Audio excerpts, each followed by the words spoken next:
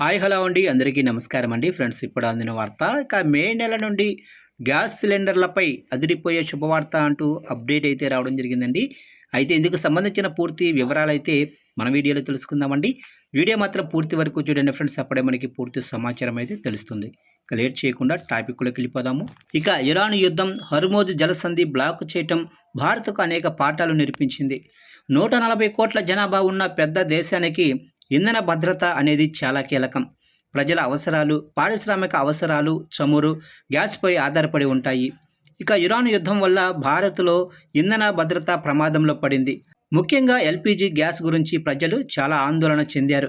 అయితే మోడీ ప్రభుత్వం ప్రజలకు గ్యాస్ కొరత రాకుండా చూసుకుంటుంది. ఇక ఇరాన్ యుద్ధానికి ముందు భారత్ తన ఎల్పిజి అవసరాల కోసం గల్ఫ్ దేశాలపై ఎక్కువగా ఆధారపడేది. అయితే ఇరాన్ యుద్ధం తీవ్రం కావడంతో భారత్ ఇతర దేశాల నుంచి కూడా గ్యాస్ దిగుమతుల్ని పెంచింది. ప్రభుత్వ యాజమాన్యంలోనే చమురు కంపెనీలు ఇప్పుడు స్పాట్ మార్కెటింగ్ నుంచి కొనుగోలు చేయటం ప్రారంభించినట్లు తెలుస్తుంది. దీనివల్ల దేశ ప్రజలకు ఎలాంటి సరఫరా కొరత లేకుండా చూసుకునే వీలు కలుగుతుంది.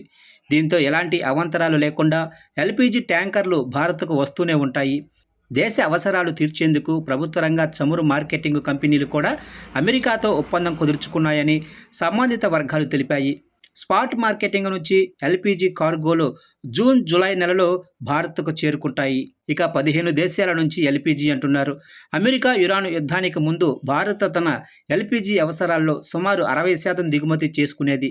అయితే ఎల్పిజి సంక్షోభం నేపథ్యంలో దేశీయ ఉత్పత్తిని పెంచాలని ప్రభుత్వం ఆదేశాలిచ్చింది. దీంతో ఉత్పత్తిలో పెరుగుదల కారణంగా దేశ ప్రజలు పెద్దగా ఇబ్బందులు ఎదుర్కోలేదు. దిగుమతులపై ఆధారపడటం తగ్గింది. భారత్కు ప్రతిరోజు సుమారుగా 80,000 టన్నుల ఎల్పిజి అవసరం. ఇదిలా ఉంటే దేశంలో ఉత్పత్తి దాదాపుగా 20% పెరగటం ద్వారా 46,000 టన్నులకు చేరింది. ఇదే కాకుండా భారత్ ఇప్పుడు ప్రపంచంలోనే 15 దేశాల నుంచి ఎల్పిజి దిగుమతి చేసుకుంటోంది. గతంలో ఈ దేశాల సంఖ్య 10గా ఉండేది. యుద్ధానికి ముందు గల్ఫ్ నుంచే 90% గ్యాస్ వచ్చేది. వీటిలో Qatar, UAE, Saudi Arabia, Kuwait, Bahrain, Oman దేశాలు ఉన్నాయి. ఎల్పిజి సంక్షోభం తర్వాత నుంచి మోడీ సర్కార్ America, Norway, Canada, Algeria, Russia వంటి దేశాల నుంచి కూడా గ్యాసును దిగుమతి చేసుకుంటోంది.